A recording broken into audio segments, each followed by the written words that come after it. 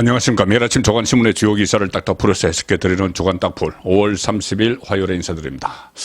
어제 제가 윤석열 대통령 지지율이 수직 상승하고 있다. 그래서 대선 때 득표율 48%에 근접했다는 여론조사 결과도 나오고 있다는 말씀을 들었죠.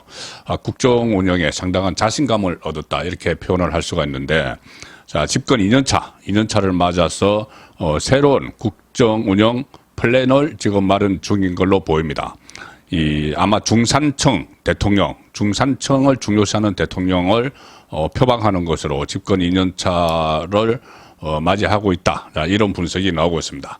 오늘 중앙일보가 단독으로 보도한 기사입니다. 상당히 의미가 있는 기사라서 이 기사 먼저 소개를 드리겠습니다. 자, 중앙일보 8면 보시면 이슈 새 국정과제 해서 윤 대통령 2년차 국정과제 무너진 중산층 재건 나선다. 중산층 확대 정책 만들어라. 처음으로 지시를 했다고 하고 총선 겨냥해서 중도층 끌어들이기 나섰다. 자, 이 대통령실이 집권 2년차를 맞아서 중산층 복원을 새로운 국정과제로 검토하고 있다. 약자를 위한 복지, 이런 그동안 취약계층에 집중해왔던 정책 혜택의 대상, 그리고 우선순위를 중위소득 계층으로 넓혀서 무너진 중산층을 재건하겠다는 방안이다. 대통령실 핵심 관계자는 이렇게 이야기합니다. 중앙일보와 통화해서 중산층은 경제 성장의 동력이자 자유민주주의의 뼈대다. 그래서 어려운 경제 속에 가장 큰 타격을 입은 중산층 복원을 위한 방안을 검토하는 중이다. 이렇게 이야기를 했고, 윤석열 대통령도 최근 들어서 부쩍 중산층과 관련된 메시지를 내고 있습니다. 지난번 23일 국무회의 모두 발언에서 이렇게 이야기했죠. 두터운 중산층은 국가의 안전판이다. 정부는 활기찬 시장 정책으로 양질의 일자리를 만들어내서 취약층이 중산층에 두텁게 편입되도록 노력하겠다. 이렇게 이야기했고, 비공개 회의에서도 여러 차례 국가 정책의 기준을 중산층으로 삼아야 한다는 말을 강조를 했다고 합니다. 중산층을 재건하고 중산층을 확대를 해야 된다. 자, 그래서 그것이 중산층 재건으로 표현이 되는 것이죠. 그런 정책을 만들라는 지시도 있었고, 또 23일 국무회의에서 일본에서 열렸던 주요 7개국 G7 정상회의가 있었죠. 그때 바이든 대통령과 나란히 앉아서 대화를 한 내용도 소개를 했다고 합니다. 그 대화의 주제도 중산층이었다는 거죠. G7 만찬에서 윤석열 대통령과 바이든 대통령은 중산층 확대가 경제 성장, 국방력 강화, 계층 간 갈등을 줄여서 자유민주주의 확대에도 기여할 수 있다. 이런 점에서 의견을 일치했다. 바이든 대통령은 처음에 이 대선 운동을 할 때도 계속 중산층을 강조를 했습니다. 중산층 조 바이든이죠. 중산층 조, 미들 클래스 조라는 별명을 지닌 바이든 대통령은 취임 직후부터 국정 최우선 과제로 중산층 재건을 강조를 해왔습니다. 자, 그래서 이 일각에서는 물론 내년 총선을 겨냥한 행보라는 해석도 나오고 있죠. 지지율이 40%대로 지금 올라선 만큼 이젠 전통적 지지층을 넘어서 중도층을 끌어들이기 위한 중산층 복원에 방점을 두기 시작했다. 물론 뭐 중산층을 복원을 하면 이 총선에서도 유리한 고지에 올라설 수가 있겠죠. 뭐 중산층과 중도층이 그대로 뭐 정치적 중도층이 겹치는 것은 아니지만 어쨌든 외연을 확장하는 데는 도움이 되고, 그렇게 되면은 총선 승리가 윤석열 대통령의 국정 운영 중후반을 좌우하기 때문에 중산층 재건 플랜이 결국은 총선 전략이 될 수도 있는 셈입니다. 자, 중산층에 대한 개념을 잠깐 살펴보겠습니다. 대통령실 안에서도 정책 대상이 될 중산층 개념에 대해서 지금 명확한 결론을 내리지 못한 상태다. 이것이 중앙일보의 보도입니다. 지금 OECD 경제협력개발기구에서는 중산층의 개념을 중위소득 75 내지 200% 사이를 중산층으로 정의를 합니다. 그래서 우리나라 같은 경우에 작년에 4인 가구 중위소득은 월 512만 원입니다. 그 월 소득 중에서 딱 중간에 있는 중위소득이 월 512만 원인데 여기에 OECD의 기준을 적용을 하면 우리나라 중산층의 소득 범위는 월 385만 원에서 1,020만 원까지 됩니다. 상당히 스펙트럼이 넓죠. 중산층으로 볼 수 있는 소득 금액이 4인 가족 기준으로 월 385만 원에서 1,020만 원. 상당히 넓은데 그래서 이 성태윤 연세대 경제학과 교수의 분석을 실었습니다. 중산층 중에서 소득 하단선에 놓여 있는 385만 원, 그 하단선에 놓여 있는 취약계층으로 떨어질 가능성이 높은 이들부터 살펴봐야 한다. 자, 중산층도 상당히 넓기 때문에 중산층 중에서 하위계층으로 떨어질 가능성이 높은 쪽에 정책을 집중을 해야 된다. 자, 그런 분석 기사였습니다. 중산층 재건 뭐 이렇게 하지만 정치적으로는 여전히 여러 가지 난관들을 윤석열 대통령도 넘어야 됩니다. 지금 민주당도 총선 앞두고 여러 가지 지금 난장판이 되어 있죠. 사실 난장판이 되어 있습니다. 특히 지금 당장 눈앞에 있는 것은 돈봉투 사건, 전당대회 돈봉투 사건, 윤관석 의원과 이승만 의원이 오늘 국회 본회의에서 체포동의안이 상정이 됩니다. 그러면은 6월 12일에 또 표결에 들어가서 정치권이 지금 어수선한데 김남국 의원, 김남국 의원은 지난 주말에 뭐 안산 자택에서 포착이 됐는데 뭐 어디 지방에 갔다 왔는지 포착이 됐는데 여전히 다시 두문불출하고 있는 상황입니다. 자, 김남국 의원과 언론의 숨바꼭질 같은 것도 이번 주에 계속 벌어질 텐데, 자, 중앙일보 8면 하단 기사입니다. 조금 전에 소개해드린 중산층 재건, 이것은 상단에 있고 하단 기사입니다. 민주당 윤리심판위원장 위철안입니다. 윤리심판위원장이 김남국 근본적으로 의원 자격에 문제가 있다. 자, 이렇게 이야기를 했습니다. 야당 내 김남국 의원 제명 필요성을 시사한 발언이다. 이재명이 위철안 통해서, 위철안이 윤리심판위원장입니다. 선긋기 다쳤다 이런 분석도 나오는데, 자, 국회 윤리특위는 오늘 징계안을 회부를 합니다. 그래서 김남국 징계 절차를 시작을 하는 상황이죠.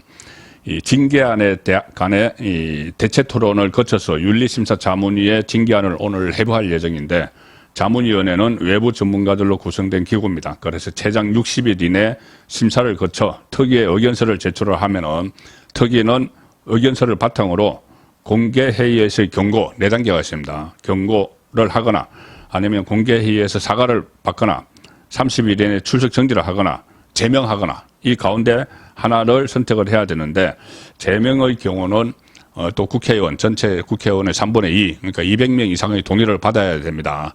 자, 그럼 뭐 자기 식구 보호하기 그 절차를 자기들끼리 마련해 놓은 거죠. 국회의원들끼리. 자, 어쨌든 이 가운데 제명이 필요하다는 것이, 국회의원직을 박탈해야 된다는 것이 이재명 주변에서 나오기 시작했다는데, 지금 중앙일보는 관심을 보이고 있습니다.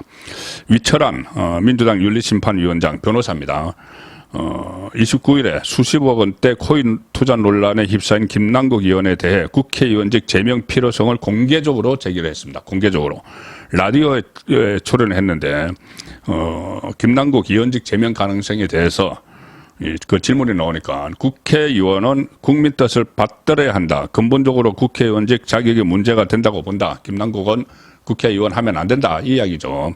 그리고 여러 가지 이야기를 하는데, 지금 위철안 변호사는 윤리심판위원장은 1월 말에 당 윤리심판위원장이 임명이 됐는데, 이재명 대표와 사법연수원 동기입니다. 18기. 그리고 대한변협회장을 거쳤는데, 그렇게 이재명 대표가 윤리심판위원장으로 임명을 했고, 윤리심판원장으로 임명을 했고, 사법시험 동기고, 그렇게 되니 여기에 이심이 실린 것 아니냐. 김남국 제명에 이재명의 의중이 실린 것 아니냐. 이런 분석 기사가 나오는 겁니다. 그리고 또,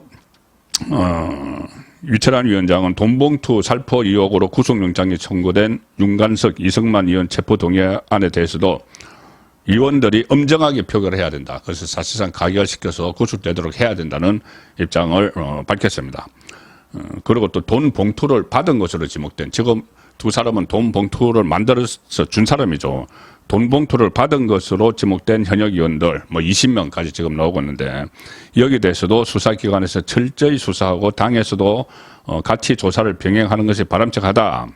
자, 그래서 중앙일보 기사입니다. 이재명 대표가 임명한 당윤리심판위원장이 돈봉투 살포와 코인 투자 의혹에 강경한 목소리를 내자 이런 말이 여의도에서 나온다고 합니다. 최근에 당 지지율 하락세를 감안해서 이재명 대표가 위 원장, 그러니까 윤리심판원장의 입을 통해서 우회적으로 당에 가이드라인을 준 것이 아니냐는 해석도 나왔다. 일단 이 돈봉투 사건에 대해서는 그렇게 할 수가 있겠죠. 본인과 직접적인 관련이 없는 것이고 송영길 대표를 만들면서 일어난 일이니까 여기에서는 꼬리 자르기를 할 수가 있습니다. 그때 윤관석 의원이 탈당을 당할 때도 그렇게 액을 복구를 하고 당에서 지켜줘야 된다고 했는데도 이재명 대표가 단호하게 내쳤죠. 자, 그래서 거기는 꼬리 자르기를 할 수 있는데 김남국 의원에 대해서 꼬리 자르기를 할 수 있을까?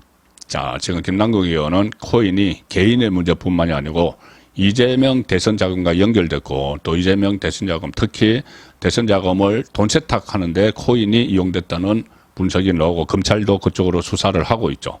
가령 예를 들어서 대장동 일당에게서 받은 돈을 그대로 대선에 투입할 수가 없으면 이것을 이 자금 세탁을 거쳐야 되겠죠. 그래서 그 자금 세탁 통로가 김남국 타짜, 코인 타짜 김남국을 통한 이 세탁이었다. 뭐 이런 분석이 나오고 검찰도 그 부분을 들여다보는 것으로 알려져 있기 때문에 과연 본인과 직접 연관이 있는 코인 공동체라는 말이 나오는 김남국을 손절할 수 있을까? 그래서 만약에 김남국이 손절을 당하면은 아마 양심선언 폭탄 발언이 나올 수도 있다. 대선 자금과 관련한 돈 세탁이든 뭐든 자 그런 관측이 있기 때문에 이재명 대표가 손절을 김남국을 하기는 어려울 것이다.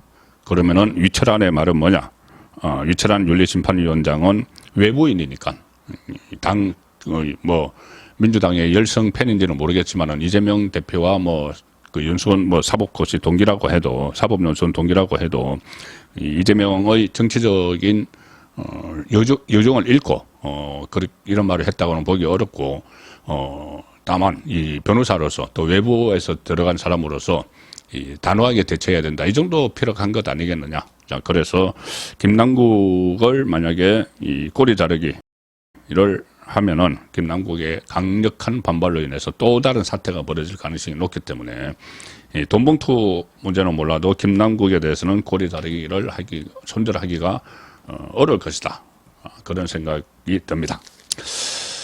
자, 오늘은 이 정치면 기사가 별로 없습니다. 정치면 기사가 없고 각 조간신문마다 일면 톱 기사도 다 다릅니다. 자, 조선일보 일면 톱은 한국 언론 처음으로 젤렌스키 우크라이나 대통령과 인터뷰를 했네요. 자, 조선일보 일면 톱 기사입니다. 이 도움 절실했던 70년 전 한국 그때를 기억해달라. 전장 키이우에서 젤렌스키 한국 언론과 첫 인터뷰를 했고 당시 전 세계가 도왔기에 오늘날 민주적이고 번영하는 한국이 탄생했다. 우리도 불의의 침략으로부터 생명 자유를 지키려 처절하게 투쟁하고 있다. 한 번도 한국을 저울질한 적 없다. 통일된 입장에서 지지를 부탁한다. 자, 이 이야기를 들으니 이해찬 전 민주당 대표가 며칠 전에 했던 말이 생각이 납니다. 왜 우크라이나를 도와야 되느냐? 우크라이나에 우리가 우크라이나를 도와서 경제적으로 덕볼 거 없다. 그런 이야기를 했었죠. 자, 그러면 70년 전에 폐허가 된 한국은 22개국이 참전을 했는데 덕볼 게 있어서 참전을 한 게 아니죠. 세계의 어떤 질서, 규율 그런 것 때문에 또 인류애 이런 것 때문에 참전을 했던 거죠. 이해찬처럼 이렇게 경제적으로 우리가 우크라이나를 도와봤자 아무 소용없다. 우리에게 덕될 게 없다. 그런 식으로 접근을 하면은 안 되는 이야기죠. 자, 정치인이 그런 이야기를 했습니다. 국무총리까지 지냈던 인물이. 동아일보 일면 톱은 지금 긴장감이 팽배합니다. 일면 톱 기사는 이겁니다. 북한 1호 군사 정찰 위성 이러면 내일 발사한다. 내일 발사. 이 북한이 31일에나 6월 10일, 31일부터 6월 11일 사이에 쏠 것이다. 그래서 일본에 통보를 했습니다. 7년 만에 위성 발사인데 사실상 ICBM급이다. 대륙간 탄도미사일을 쏘는 거나 마찬가지다. 자, 그 기사고, 동아일보 사이드톱은 성간이 그 기사입니다. 성간이 사업업 직원 자녀 5명도 특채 2억인데, 동아일보 오면 기사 보시면은, 성간이 채용 논란해서 경남 성간이 간부 딸은 면접관 4명 심사표에 직접 인적 사항을 적었다. 면접 전에 5개 평가 항목을 다 알 수 있었고, 똑같은 면접 점수를 그 면접관들이 줬죠. 거기에 이어서 2억이 커지고 있다. 아파 찬스 2억 5명 추가 총 11명. 그래서 자체 조사 고집하던 중앙선관위가 결국 건익위원회와 합동조사를 벌이기로 했다. 누군가 책임을 져야 되겠죠. 사무총장과 사무차장은 다 자기들의 자녀들을 특혜 취업 시켰기 때문에 이미 사퇴를 했고, 지금 선관위원장 노태악 선관위원장이 김명수 대법원장이 임명을 했던 인물이죠. 그 선관위원장에 대한 거취 문제도 지금 논란이 되고 있습니다. 5월 30일 보내드린 조간딱풀이었습니다.